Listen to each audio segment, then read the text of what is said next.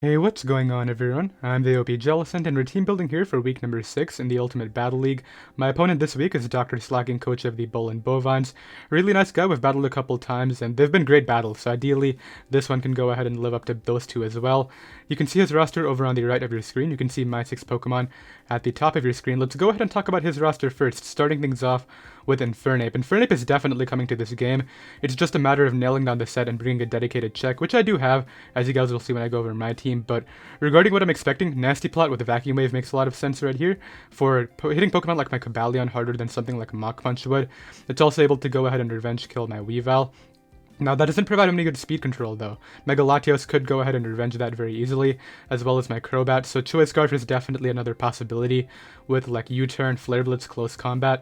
That would definitely make a lot of sense, and then maybe, like, Mach Punch in the 4th slot. I also could see, like, a bulkier set, like Slack Off, maybe Will-O-Wisp, and then Close Combat U-Turn, to help take on Pokemon like my Cobalion and Weavile, so really any of those are possibilities. It's just about having the dedicated check, which I do. He has Rotom Wash, this is around 2 pick right here. Rotom Wash is actually a really big nuisance against my team, because the one Pokemon that resists its dual stab, being Water and Electric, is my Mega Latios, and that Pokemon really hates both Toxic and Thunder Waves, so if he does spot that weakness, he could go ahead and take care of that advantage and, you know, see that hole in my team. I'm definitely thinking like Volt Switch, Hydro Pump, and then maybe Will-O-Wisp / Toxic, and then Pain Split or Defog if he wants to make that the Defogger. Makes a lot of sense right here. He has Metagross as his third Pokemon right here. Metagross is actually kind of annoying. It's one of his better responses to my Crobat, especially if it is Assault Vest, because I have brought Fire MZ. I'm sure he knows that, and he's probably going to invest that to take the Fire MZ just fine if it is Assault Vest, so just got to keep that in mind as well. Metagross is also a great switch into the Mega Latios. If it is Assault Vest, however, I could carry Earthquake. He might be expecting Shadow Ball, however, Earthquake would 2-hit KO an Assault Vest set if he does not have the proper physical defense, so that's great as well right here. I just got to make sure I have sturdy switches to Metagross, which I do have a couple, which is great right here. He also has Diggersby. Diggersby is a nightmare because I really don't have a switch in that's not Gourgeist, and Gourgeist has a pretty mediocre matchup right here. It just invites in Glalie, which is really bad. And like even if I, use Gourgeist to switch into Rotom Wash, if he gets that Volt Switch out into Pokemon like Infernape or Glalie, I'm not in a good time. So Diggersby for that reason can pretty much come right here and force a ton of kills. Now I do have a cool tech for the Diggersby if it does happen to come on my Cobalion, which is great. It's not Sugar Berry, as you guys will see when I go over my Cobalion. So ideally that can go ahead and get the job done. It is a one-time use though, so it can really only switch in once if he makes the correct play. We'll see. He has Mega Glalie right here. Mega Glalie has an interesting matchup because I do think Ice Shard Priority is good against my team, particularly against Mega Latios, which I have brought as a win condition multiple times this season, as well as my Crobat, which Crobat speed control against him is really great. He does have good switch-ins to Crobat though, being Rotom Wash and Metagross, so I really think it would mainly come for the Mega Latios, but aside from that I have great switch-ins. Cobalion does not care, and Rotom Heat does not care. And yeah, that's really all there is to say about Glalie. It's really not that big of a threat. I am bringing both Cobalion and Rotom Heat, so I really don't have to be too worried about Mega Glalie right there. He has the Whimsicott, which Whimsicott with Prankster Encore is such a pain.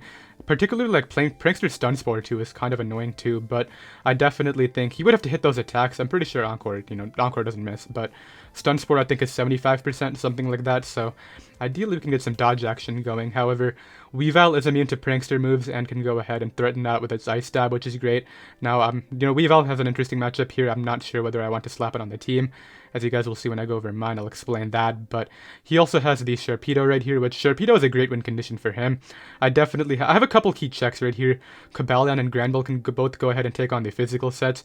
However, I'm really expecting special Cobalion right here, special Sharpedo, because it's able to very easily pressure my Cobalion and Granbull with Hydro Pump, and those would be very easy responses to a physical variant. So, not quite sure what route he wants to go with it. I really think he should go special, but he could go physical with like a Z move if he really wants to. That's one of his Z move users right there, so just got to keep Sharpedo in mind.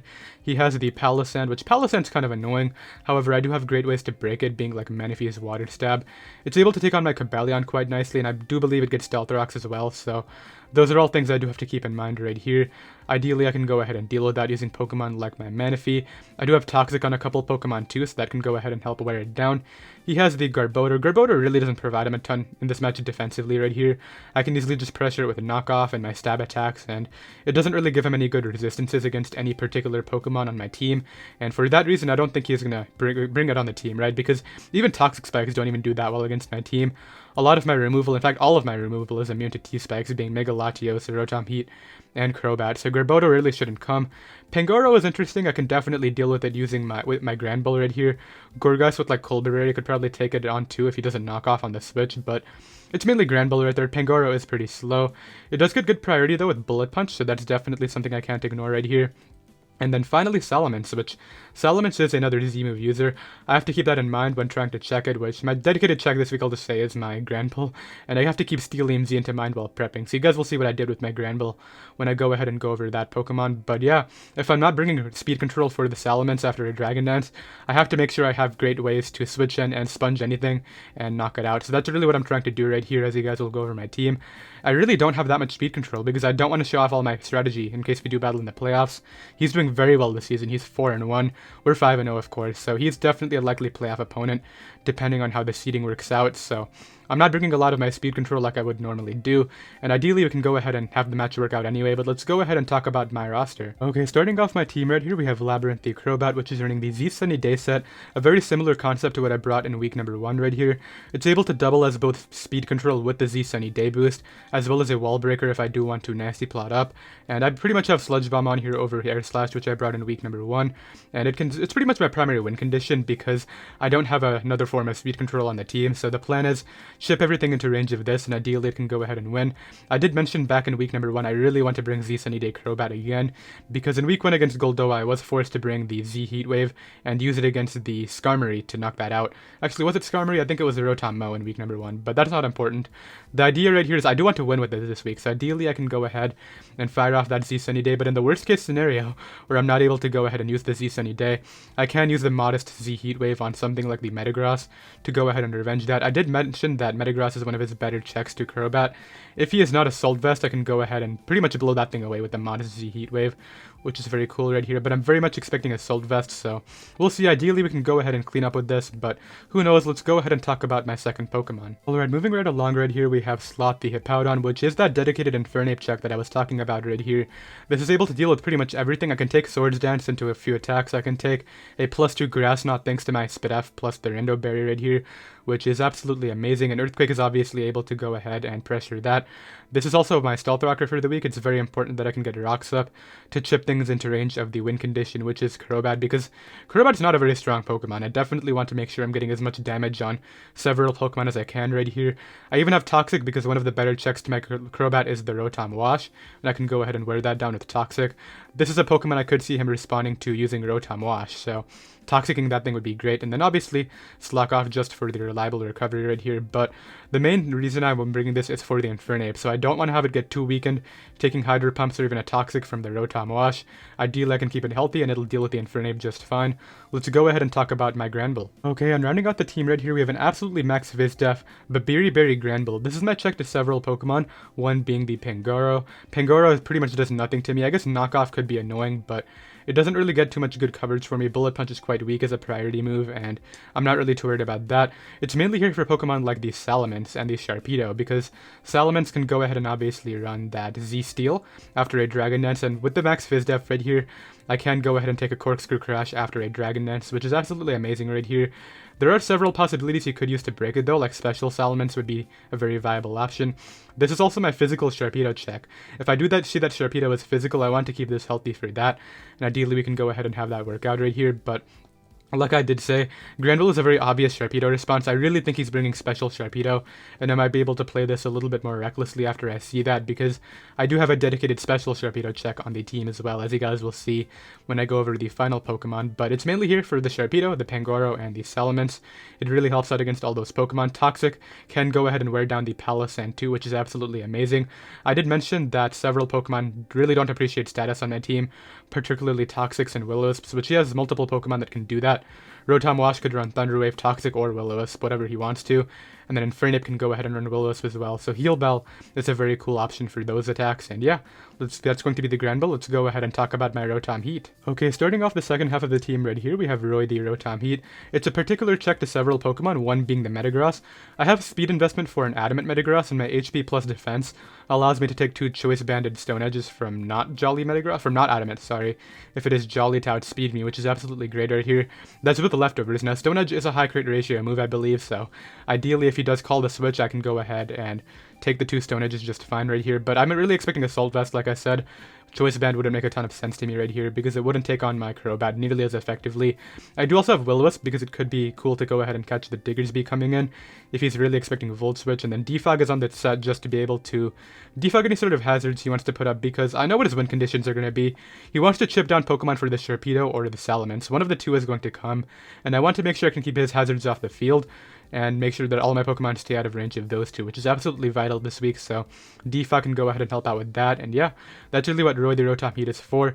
Can also help out against Mega Glalie and Whimsicott. It's a pretty cool pivot into those two, which is nice, but really it's here for the Metagross. Let's go ahead and talk about my Cobalion. Okay, following up Rotom Heat right here, we have Pride the Cobalion, which is that Diggersby switch I talked about. I did mention that it's not Sugar Berry.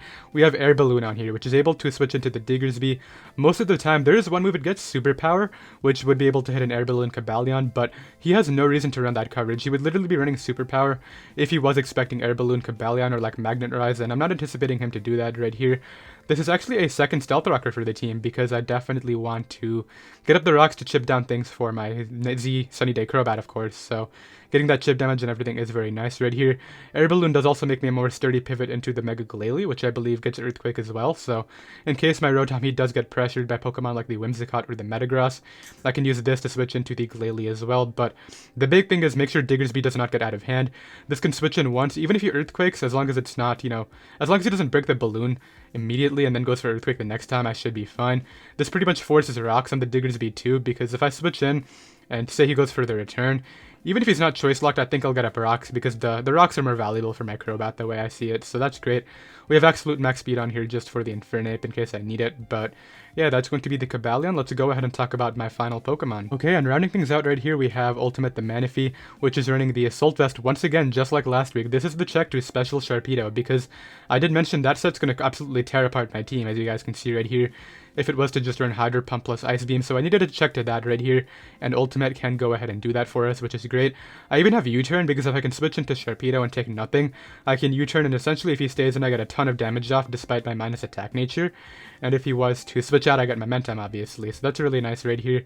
We have Surf, Ice Beam, and Energy Ball as our attacks. Energy Ball is mainly there for the Rotom Wash. This is also another Pokemon that can go ahead and pressure the Palossand, which is very nice. And I have speed on there for any variant of Diggersby, which is absolutely amazing right here. Now, if he has a physical Z Sharpedo, that could go ahead and wear this down.